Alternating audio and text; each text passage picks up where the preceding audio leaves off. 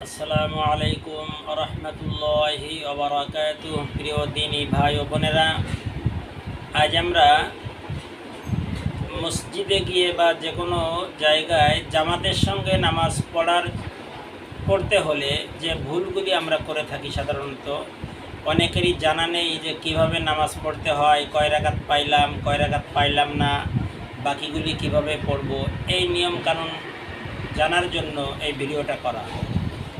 যদি আমার ভিডিও আপনাদের ভালো লাগে আশা করি লাইক কমেন্ট এবং শেয়ার করবেন, এবং এটাও সঙ্গে সঙ্গে আশা করছি যে আপনারা এখনও পর্যন্ত যারা আমার ইউটিউব চ্যানেলে নতুন এখনও পর্যন্ত সাবস্ক্রাইব করেন নাই, আশা করি সাবস্ক্রাইব করে নেবেন এবং বন্ধুবান্ধবদেরকে সাবস্ক্রাইব করার জন্য সহযোগিতা করবেন।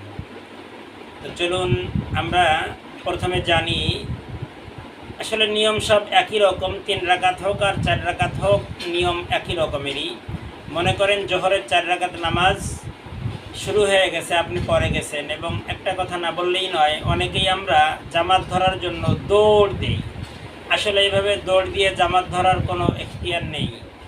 আপনি শান্তশিষ্টভাবে আস্তে আস্তেই যাবেন, স্বাভাবিকভাবে যাবেন। হ্যাঁ, রাকাত ধরার জন্য একটু জোরে হাঁটতে পারেন, বাট এমন না যে দৌড় দিয়ে আপনি পাটাই ভেঙে ফেললেন, এভাবে জামাত ধরার কোনো দরকার নেই। তো আপনি যে দেখলেন যে ইমাম সাহেব রুকুতে আছে, কোন রাকাত আপনি জানেন না, তো বাকি কয় রাকাত পড়লে তো আপনি বুঝতে পারবেন। তো রুকুতে আছে, যদি আপনি রুকু পান তাহলে ওই রাকাতটা আপনি পেয়ে গেলেন। তো আল্লাহু আকবার বলে রুকুতে চলে যাবেন, যাইয়া সুবহানা রাব্বিয়াল আযীম এভাবে 3 বার পড়লেন। এরপরে বাকি নামাজগুলি শেষ করলেন। যদি প্রথম রাকাত পান তাহলে তার কোনো কথাই নেই। যদি 1 রাকাত কম পান তাহলে আপনার 3 রাকাত পাইলেন আপনি জামাতের সঙ্গে, অর্থাৎ দ্বিতীয় রাকাতের রুকু পাইছেন। তো দ্বিতীয় রাকাত শেষ হলে আত্তাহিয়াতু পড়বে ইমাম সাহেব, আপনিও ইমাম সাহেবের সাথে সাথে আত্তাহিয়াতু পড়বেন।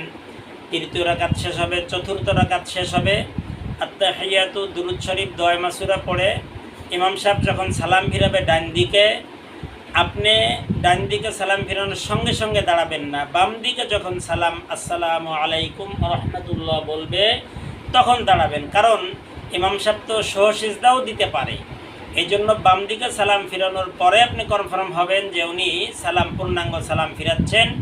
তো আপনি পাইছিলেন কয় রাকাত? 1 রাকাত পান নাই, 3 রাকাত পাইছেন। তো আপনি আত্তাহিয়াতু পড়ে বসে থাকবেন, দিলে দিলে মনে মনে সুবহানাল্লাহ বা আল্লাহ তাআলার জিকির করতে পারেন, যাতে শয়তান আপনাকে অন্য কোনো বেখেয়াল না আনতে পারে। কিন্তু জোরে জোরে আওয়াজ করে কোনো জিকির আজগার করা যাবে না। ধ্যানের মাধ্যমে, খেয়ালের মাধ্যমে আপনি ওই সময়টা পার করতে পারেন আল্লাহর জিকিরে। তো যখন আপনার তো ছিল 1 রাকাত পান নাই, তো আপনি যখন ইমাম সাহেব 4 রাকাত তার শেষ হয়ে গেল, সে দোয়া মাসুরা পড়ে দাঁড়াইলো, আপনি কি করলেন? আপনি আত্তাহিয়াতু পড়ছিলেন, দাঁড়াইলেন, দাঁড়ানোর পরে সূরা ফাতিহা আউযু বিল্লাহি বিসমিল্লাহ পড়া সুন্নাত পড়লেন, পড়ার পরে সূরা ফাতিহা পড়লেন, আর একটা সূরা মিলাইলেন। সূরা ফাতিহার সাথে একটা সূরা, যেহেতু আপনি প্রথম 1 রাকাত পাইছিলেন না, এই জন্য আপনার প্রথম রাকাতের সূরা মিলানো আপনি পান নাই, এই জন্য সূরা মিলাইতে হবে। সূরা মিলাইয়া আপনি কি করতে হবে? বসতে হবে। বসার পরে আত্তাহিয়াতু দুরূদ শরীফ দোয়া মাসুরা পড়ে তারপরে সালাম ফিরাইতে হবে, আপনার 4 রাকাত হয়ে গেল। যদি তদ্রূপ 2 রাকাত না পাইতেন, আত্তাহিয়াতু যে পাইছেন, আপনি 2 রাকাতের যখন আত্তাহিয়াতু বসা ছিল দরমিয়ানে বৈঠকে, তখন আপনি যে পাইছেন, আপনি যে বসলেন, বসার পরে আত্তাহিয়াতু পড়লেন, দাঁড়াইলেন, দাঁড়ানোর পরে বাকি 2 রাকাত ওই যে প্রথম যেভাবে বলছি এভাবে যখন ইমাম সাহেব সালাম ফিরাইলো, আপনি আত্তাহিয়াতু পড়ে বসে থাকবেন। দ্বিতীয় আপনি আপনার জন্য তৃতীয় রাকাত দাঁড়াইয়া আপনি সূরা ফাতিহা অন্য একটা সূরা মিলাইয়া রুকু সিজদা করে আপনি আবার বসবেন। যেহেতু আপনার তো দ্বিতীয় রাকাত, আর তৃতীয় রাকাত যদি হয় তাহলে আর বসতে হবে না, যেহেতু তৃতীয় রাকাত আপনি তো দরমিয়ানে বৈঠক পাইছিলেন। হ্যাঁ, আপনার 2 রাকাত হয়ে গেছে, তৃতীয় রাকাত আপনি দাঁড়াই যাবেন, দাঁড়াইয়া ফিরে আবার সূরা ফাতিহা পড়বেন। সূরা ফাতিহা পড়ার পরে আর একটা সূরা মিলাবেন, মিলানোর পরে বসে আত্তাহিয়াতু দুরূদ শরীফ দোয়া মাসুরা পড়ে আপনি সালাম ফিরাবেন। যদি 1 রাকাত পান যদি 1 রাকাত পান শেষ রাকাত, তাহলে ইমাম সাহেব আত্তাহিয়াতু দুরূদ শরীফ দোয়া মাসুরা পড়বে, আপনি শুধু আত্তাহিয়াতু পড়বেন, পড়ে বসে থাকবেন। যখন বাম দিকে সালাম ফিরাবে আপনি দাঁড়াবেন, দাঁড়ানোর পরে প্রথম আপনি 2 রাকাতে, প্রথম রাকাত 1 রাকাত করেই বলি, প্রথম রাকাতে দাঁড়াইলেন, দাঁড়ানোর পরে আলহামদুর সাথে সূরা মিলাইয়া আপনি বসলেন। যেহেতু আপনার 2 রাকাত, 1 রাকাত পাইছিলেন, আপনার দ্বিতীয় রাকাত বসে আত্তাহিয়াতু পড়তে হবে। আত্তাহিয়াতু পড়ে দাঁড়াইলেন, দাঁড়ানোর পরে আবার সূরা মিলাইতে হবে, আলহামদুর সাথে অন্য একটা সূরা মিলাইতে হবে। যেহেতু প্রথম 2 রাকাতে ফরজ নামাজে প্রথম 2 রাকাতে সূরা মিলাই পড়তে হয়, এই জন্য আপনি তো প্রথম 2 রাকাত পান নাই, আপনি পাইছেন শেষের 1 রাকাত। অতএব প্রথম 2 রাকাতে আপনার প্রথম 2 রাকাত, অতএব প্রথম 2 রাকাতে সূরা ফাতিহার সাথে সূরা মিলাই পড়তে হবে। পড়ার পরে তৃতীয় রাকাত শেষ হলো, চতুর্থ রাকাতে শুধু আলহামদু পড়ে বসে আত্তাহিয়াতু দুরূদ শরীফ দোয়া মাসুরা পড়ে সালাম ফিরাইতে হবে। কারণ যে কোনো ফরজ নামাজি হোক 2 রাকাত হইলে তো প্রথম 2 রাকাতেই তো আমরা সূরা মিলাইতেই হবে আলহামদুর সাথে। যদি 3 রাকাত হয় ফরজ নামাজ, প্রথম 2 রাকাতে সূরা মিলাইতে হবে, তৃতীয় রাকাত সূরা ফাতিহা।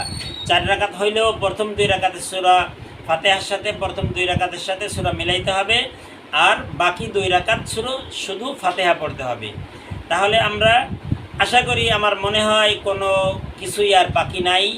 রুকু যদি পাই ওই রাকাতটা আমি পাইলাম, সিজদার থেকে না, রুকু থেকে যদি আমি পাই তাহলে ওই রাকাতটা পাইলাম। এখন 2 রাকাত পাই, 3 রাকাত পাই, 1 রাকাত পাই, এভাবেই নামাজগুলি বাকিগুলি শেষ করতে হবে। আল্লাহ তাআলা আপনাকে আমাকে সঠিকভাবে নামাজ পড়ার তৌফিক দান করুন। এবং এই নিয়মকানুনগুলি আসলেই শেখা দরকার। আপনি নিজে তো শিখবেন এবং আপনার বন্ধুবান্ধব গোটা পৃথিবীর মুসলমানদেরকে শেখার জন্য ভিডিওটি শেয়ার করে দিবেন। তাহলে তারা যখন শিখে সুন্দরভাবে নামাজ পড়বে, আল্লাহ তাআলা আপনাকেও ওই সওয়াবের ভাগিদার করে দিবেন। আপনার আমল নামায়ও নেকি হবে, সওয়াব হবে। আল্লাহ তাআলা আপনাকে আমাকে সঠিক বুঝ দান করুন। আমিন সুম্মা আমিন। আসসালামু আলাইকুম ওয়া রাহমাতুল্লাহি ওয়া বারাকাতুহু।